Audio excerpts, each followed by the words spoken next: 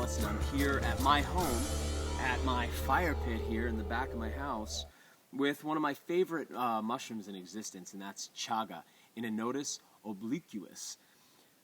I've been talking about this mushroom for a long time, and I've helped, along with several other people, to kind of bring it to the forefront in herbalism currently.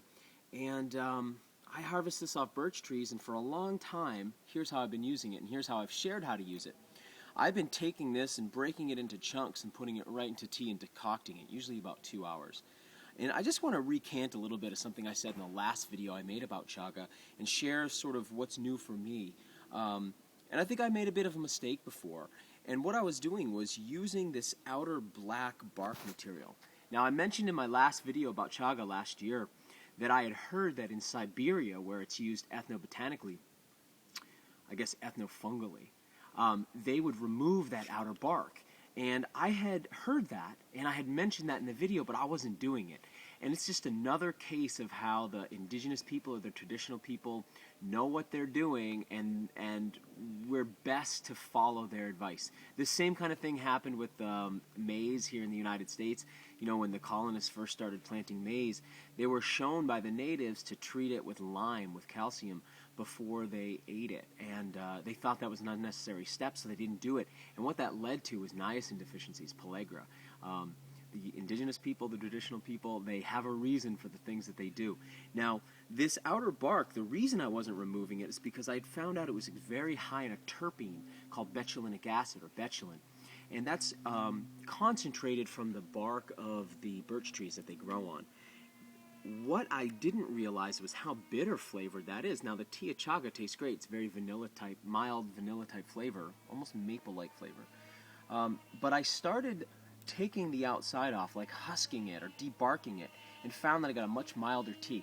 What I've come to realize is that the part that I'm after, the tonic part, which is really the beta-glucan sugars, the long-chain sugars, are inside the corky inner material of this sclerotia. This isn't a mushroom fruit body, but it's a sclerotia made primarily out of the mycelia. When you shave away the outside, you take away that bitter terpene part, and you get that mild flavored inner part. So that's what I'm going to show you today, is how I've been debarking it. And that's kind of a new thing for me. And at first it was like, how am I going to peel this thing? So I'm just going to show you a little bit of what I've been doing to remove that strong terpene part. Now, let me just say this. If somebody is battling something like a cancer or a tumor or some kind of neoplasty, that betulinic acid has been used in Russia, actually pharmaceutically, against cancer. Now, the strong anti-cancer history of Chaga is likely due to what's in that outer bark. So use that if you're using this as an anti-cancer for some kind of acute problem.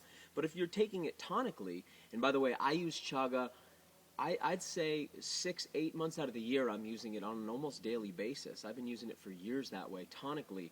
And I found now that by removing that bark, I get a tea that's just much more mild and seems more tonic for me than medicinal. So in order to get the bark off of this sclerotia, off of this Chaga mushroom, you're going to need a fairly good blade. Please be very careful. I'm not personally going to take responsibility for what you do, but I'll say be safe and be careful. The first time I did this, I used an old kitchen knife, like an 8-inch chef knife. What I'm going to use now is my Golok, which is a Bark River Knife and Tool brand, rather large knife with a really thick, that's like maybe a little over 1/4 inch of steel there, so it's heavy and weighted. Probably something like a small hatchet would work well, or a cleaver, like of the type you'd use to open coconuts. But you want something that has a little bit of weight to it and a little bit of heft. Be careful with that other hand. What I'm going to do is just start to chip away at that outer bark.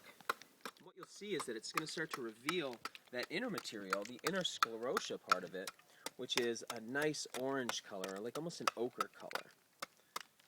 Now this black part that I'm removing is fairly bitter in flavor, and you'll see that when you make a tea with it, if you remove it, you get a nice maple colored tea. If you leave it on, you get something that almost stains your pot like an orange color, and that's what's coming off of this black material. If the mushroom's still fresh like this one is, which I just harvested yesterday, it's still wet, it hasn't dried yet, this material comes off a lot more easily without doing a lot of damage to the knife. When the material is hardened and dried, it's definitely a little bit more work for your blade. I just got off the phone with Arthur Haynes, and if you don't know who Arthur is, you can check out some of his videos here on the website. Well, we were just talking, and he was at a gathering this week, and what he said was that a chaga like this, maybe even larger, a big mature chaga, was sitting in the teapot at an event that he went to. They were using it for tea. And he was talking about how do you let people know that this is a couple of months worth of chaga.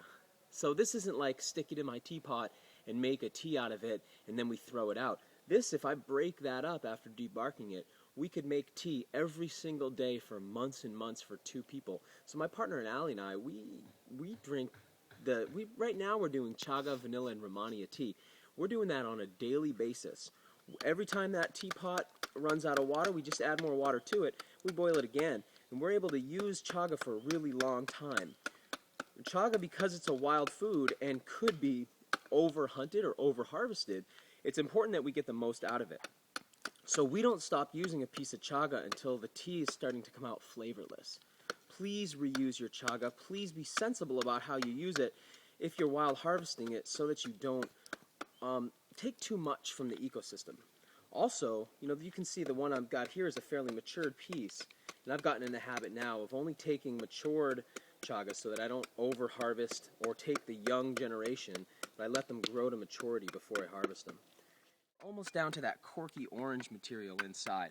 And once we get down to that, it'll be ready to break up and put into the pot. So there's my peeled chaga. That's sort of the end product, and the next piece will be to break this up, and I've showed that before. That's fairly easy to do. I could hit it with a rock or the hammer and knock it off something like this and break it into smaller chunks so that we can use it appropriately over the next couple of months. Using it with the bark on is not unsafe. It's just extremely medicinal. I think that if I had, say some of my prior videos had been seen by somebody who'd been using it for their whole life in Siberia, they might have said, oh, that's cute, he'll learn, and that's how I feel. Because I've used this as a food and medicine now for several years, I've gotten to a point where I've realized that if I take that bark off, it's more sustainable for me. And I think that's the way, relearning how to use wild food from our ecosystem is a process and it's a journey. So that's where I'm at right now with it. Peeling it off so I can get those beta-glucans so I can avoid overdosing on those terpenes. The terpenes are great. The betulinic acid is fantastic if you're dealing with a cancer type situation or treating something like that. But if you're using it as a tonic, go ahead and peel it just like that. And this piece of chaga should last several months.